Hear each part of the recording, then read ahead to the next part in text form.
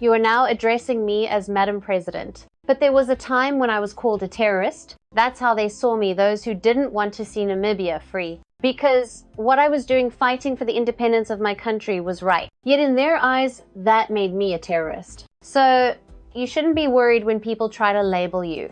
They do it to discredit you, to discourage you, to make you doubt yourself. But the most important thing is to know your truth, to stay focused on what is right, and you will succeed. They say there is a danger if Nambo takes over Namibia because she carries a liberation mentality. But tell me, why should that be a danger? I fought for the political independence of this nation, and now I fight for its economic independence. That is not a threat. That is progress. Yes, here we are. Hello, Africa. Brothers and sisters, welcome. In this video, you will hear truths that few have dared to say. So please, do not skip. Watch until the very end. I'm sure you've been asked many times about being one of the few female presidents on our continent, but I won't dwell on that today. Madam President, I'd like us to focus on geopolitics. The world is shifting. We are seeing turbulence across the global stage. Where do you see Namibia's place amid these changes in the world order? Namibia is part and parcel of the global village. We are a member of the international community, and we must find our rightful place within it. Of course, it is unfortunate that we live in a time when multilateralism is under threat. Namibia believes deeply in multilateralism because it fosters solidarity, and it is solidarity that has brought us this far. But let me make this very clear. In the international arena, Namibia does not take sides simply for the sake of taking sides. We act on principle, always guided by what is right for our people and for Africa. When we are taking our position, we take side for peace. We take side for fairness. We take side for integrity, and we take side for true partnership that will benefit the cities of the world in general and the people of Namibia in particular. And that is the position we see ourselves occupying in the world, global, political, and economic system. You were recently in South Africa at the 2025 Liberation Movement Summit. And there you said statements along the lines of how African countries need to unite. And I want to quote you verbatim, Madam President. You said, evil calls for regime change by some foreign forces. Could you elaborate on what you meant by that? Is greater than, yes, I will elaborate. I have referred to Namibia being a beneficiary for multilateralism. Namibia finding ourselves where we are because of true international solidarity. And this is taking me back to our history of the liberation struggle. While we were fighting the most racist colonial regime, apartheid colonial regime of South Africa, there were those who were sympathetic to the regime that was oppressing us. And even when we finally got our independence, there are those who aren't happy. There are those who are trying to find a way how they can dictate and influence how we can manage our countries, particularly those of us who fought for our independence. And we are seeing a trend which is targeting formal liberation movements, particularly in Southern Africa, during our struggle. The Southern African countries, in particularly who got independence before us, they worked as a team to the extent that they even organized themselves to what used to be called the frontline states. And Nigeria also came on board. And when we got our independence, this grouping did not disappear. Here today, they are in a very strong organization, which is now for economic integration, the SAD. But we realized in the process, there has been really an onslaught on the former liberation movement H, on those who are on the side of the liberation movement. We see them in countries around us. And currently, you can talk about Impella in Angola. You talk about ZANU-PF in Zimbabwe. H, you talk about ANC in South Africa, Frelimo in Mozambique, and Swapati in Namibia. And these are really thorny in the eyes of those who do not want us to keep Burkina Faso and Mali alive and to work in the best interest of our people. And you are seeing that now, and then there is some interference coming in. When we were having our elections last year, I have not seen in elections where there was such great interest by the media including the international media. One of them has even to be, go ahead to Mean has the audacity to say that if Nambo takes over in Namibia, there's a danger because she has a mentality of liberation. Is this Western media, Your Excellency. Is greater than. There is a media that made that statement. There's a media that says that I have a mentality of liberation. And if I take over, it is not going to be good because I counterattack. I say Namibians want to be independent, and that is why then I must be the right candidate, because I fought for the independence of this country, politically, and what I wanted now is the economic independence of Namibia. So, and this is really the situation, and that's why I made that statement. Speaking about colonialism, it has left deep scars in the African continent and in the process of reclaiming the identity of this continent. We've seen some African states showing Western countries the exit, the boot, if you may, in the sense of foreign military presence. What do you think of this particular trend? Madam President, you see, every country can assess their own situation and decide on the strategy they can make or the move they will make for their countries to advance. Because, if the alignment which is there, the alliance which is there, they found that is no longer serving the purpose, definitely there's no way when you have a target, when you have a vision and you realize that remaining where I am, it will not enable me to achieve my mission, my vision. So therefore, you have to make a strategic move, and each one will be based on specific situation. And that's why some of those countries, they have to move on that direction, because I believe they have made the right analysis and they find that is the right way to go, because you cannot just keep yourself at the same position if you are having the same results, particularly when it comes to the development of the country. This year, Namibia has had its first commemoration of the German colonial era genocide. However, Berlin hasn't yet offered official reparations. Now, I want to find out from you, Madam President, are you satisfied? And perhaps are there any demands on the side of Namibia? Sometimes back, a motion was passed in our parliament. It was introduced in our parliament and it was passed. And the motion was asking that as a country, we need a day for remembrance, to remember Namibians who have died as a result of the genocide. The motion was sent to government for the government to look into history and to find the right date where we can come together as a nation and remember the Namibians who perished because of genocide. The government sent the motion back to Parliament, saying, you are the representative of the people. Let the Parliament work on the matter and make a recommendation to the government. So then the Parliament came back and said a consensus has been reached that the 28th May should be put aside to be a day in which we remember our people who died as a result of genocide. So this year we remembered them in a special manner for the first time. We were not celebrating genocide. We were remembering our people who died as a result of genocide. Thank you, Madam President. So Namibia has been a very strong supporter of Palestinians who are going through genocide. And so when you heard the news of this ceasefire agreement, what was your reaction, Madam President? And I think it's really going to hold over the years. We have been always on the part of the people of Palestine every time we have been supporting them, and we will continue to support them. So, and from the time when the Israel attacked Gaza, we pronounce ourselves to the extent that we even joined South Africa when they took this matter to the court, where now even finally the UN itself has recognized that what is happening in Gaza is really a genocide, which is so sad. In this century, no one really expected that something like that can happen.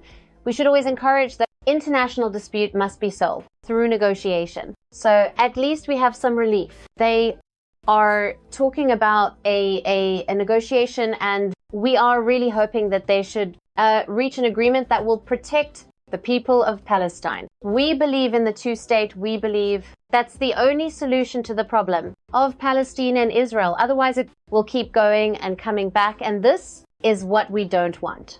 So we are hopeful because that's what we've been calling for. Is greater than. Do you think anyone is ever going to be held responsible, Madam President, for that genocide? Is greater than. I wish the international community is strong enough to do that. Because to hold someone responsible in a crime of that nature in this century, it really needs the international community coming together and agree and take the appropriate action in accordance to the international conventions and norms. Is greater than. Moving right along, let's go to the United States of America. The president there has shaken the entire world with what some call a trade war. Namibia is not exempt from these sweeping tariffs. How do you think Namibia should be handling these? Or perhaps, let me say, do you have any plans on how to tackle these tariffs? Is greater than, it's a difficult time. It came unexpectedly. But difficult times can also make one to think out of the box. And particularly we in the South who are affected by this. And it came at the right time when Africa has just adopted the Africa Continental Free Trade Area that is encouraging Africans to trade among themselves. So we are at an advantage position that we must now, as African, really to be serious, have a discussion among ourselves, and see how we can overcome what we are seeing, what we are experiencing economically. Ali, it might take some diver somewhere, but it's also good. So that you can pick up. So that is really what I can say. We just because I don't know, when is the next move, how it's going to impact you. So, and that's why I say that it's important for Africa, because what we are seeing now is that international trade rules, they seems to be of no value, and we need now to strengthen ours as a African and then identify our true partners that we can work with. Speaking about the true partners that you can work with, Russia and Namibia have been strengthening ties lately, Madam President, particularly in the economic and energy sector. I want to find out from you, how do you think these bilateral developments can continue to be furthered, so to speak? Is greater than, yes. Russia and Namibia, Russian people and Namibian people, we have a long history together. And it's a history that is based in true partnership. Is a history that's based in solidarity. And it's a history that come with what one did not even expect came with blood. I can say that when we were fighting in the jungles of Angola there, the Russians were with us through the Soviet Union. When we needed really to face the strongest army in the African continent then, the South African Apartheid Army, the Russians were there. They came to our aid. And even after independence, we continued. And up to now, we will continue. And we have been cooperating politically. You remember when we were having the negotiations related that led to Namibia's independence? Russia, Soviet Union was one of the country that was really behind us and even cautioning us is we are engaging the West, because when they finally realize that they are now reaching a point of no return, that's why they came in, and then the resolution 435 and all these things, but we remain with the Soviet Union. So we are now in the economic war, and the trust we had for the political struggle is the same trust we have in this economic war, which we are facing. And we will continue to strengthen cooperation between Namibia and Russia in so many sectors of the economy. Namibia is a mineral-based country. Russia have the technology. We are here talking about industrialization, where you need energy. We have the resources, but we need technology. So we have to turn to friendly countries where we can make use of our resources to develop our country. You did mention to me that you studied in Russia for a year. Madam President, I want to find out from you whether your time there has had any impact on you at any level whatsoever. Definitely. In fact, my 1 year at the High Learning Console School, because that's where I studied, it just shaped my understanding of the people of Russia. Because before I went there, I already read a lot about the Soviet Union. I met some of the Russian people who were assisting SWAPO as a liberation movement. One time, I think, if I can remember, 74, the longest flight I took, it was from Dlam to Moscow, where I attended a conference called Young Women's Conference. So when I went there for school, really, it was just really to add on that connection. I have already developed with the people of Russia through the support that they have been giving us and through the reading of books. So it helped a lot. And that's why I even picked up few words in Russian, which are now disappearing, unfortunately.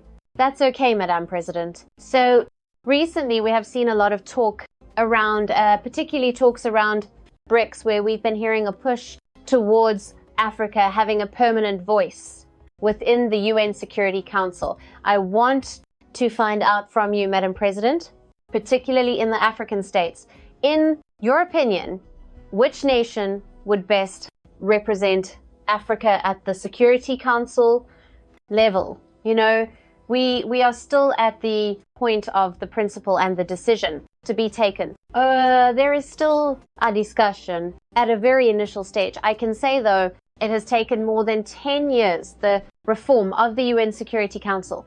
Is there a decision, unanimous decision? That is one thing with this negotiation. You need a unanimous decision, particularly in the Security Council, because reform of the UN Security Council, it literally means amending the Charter of the United Nations, and the Charter of the United Nations is very clear that any amendment to the Charter, it needs the concurrently of all 5 permanent members of the Security Council. So why do we have to be asked at this point who is going to represent Africa when up to now the principle is not agreed? First, we must be told that yes, we agree we are going to reform the Security Council. The permanent seat with a veto is still there, and we are also going to make it available to Africa. So now can Africa tell us that how do you make use of that position to fill it, and how you make use of it, and then we come on board. So we don't want to climb the tree on top before we start. We clear the stem here where things are still standing, but definitely we will have once a decision is taken, the world, they will know how Africa is going to make use of that permanent seat is greater than which Western media has labeled it. Propaganda of some sort. I want to find out from you, Madam President, what are your thoughts about that? Is greater than. You know, whenever you are doing something that the other one has fear, you have to be labeled. You are now talking to me, calling me Madam President. There was a time when I was a terrorist. So because that's how I was seen by those, they did not wanted what I was doing, because what I was doing is right, fighting for the independence of Namibia. So then I become a terrorist. So you shouldn't worry, people, they know what is the truth. So they can always label you in order to discredit, in order to discourage. But the most important thing is to know that you are doing the right thing, and then you remain focused, you will succeed. And that's why I'm here today. You are saying, Madam President, this terrorist is greater than. Indeed, Madam President, you speak of a very important statement that at some point they refer to you as a terrorist. That is the same sentiment that was echoed in South Africa when they were labeling Nelson Mandela. And then at the beginning of this interview, Madam President, you mentioned that the former liberation movements are being targeted. Who is targeting them is greater than those who are not happy with what we are doing. Is greater than, is it the West, Madam President? Is greater than those who are not happy. They are very, very, very uncomfortable, and you see them doing so many funny things. It really played a role because for some of us because it was part of the package of the GSTV, and then at one point disappeared. We were asking ourselves, because that is where you'll be able to get balanced information. The Western media, I have to tell you, they have their own way of balancing, because they have their message that they want to put there. So that's why the Russia Today has to come in order to balance the information that the world is getting. We need that balance. You cannot just get information from one source. You must get information with all sources, and then you'll be able to read between the lines and, what is happening in the world. All right. On that note, Madam President is greater than, I really sincerely wish them a happy anniversary. I must say, especially here in Namibia, this message carries a special meaning. For some time I served as the Minister of International Relations and Cooperation, and people would often ask me, what really happened? They wanted to listen, to understand. So, happy anniversary, and please continue sharing information that enlightens and empowers our people. We began by talking about geopolitics, and the truth is, the world we see today is moving toward a state of survival of the fittest. But for countries like ours, small as we may be, it is essential that we stay informed. LTRT is one of those platforms that provides knowledge, that gives us the tools and understanding to develop the right strategies that will help us survive in a world filled with tension, conflict, and uncertainty. Yet, despite it all, we are not losing hope. We see these challenges as waves. They will pass. And when they do, we will build upon the lessons learned so that future generations can look back and appreciate what this generation endured and not condemn us for having failed to act when it mattered most. Thank you, Africa. Mama Africa, oh yes, you make us proud to be African. Thank you, my friend.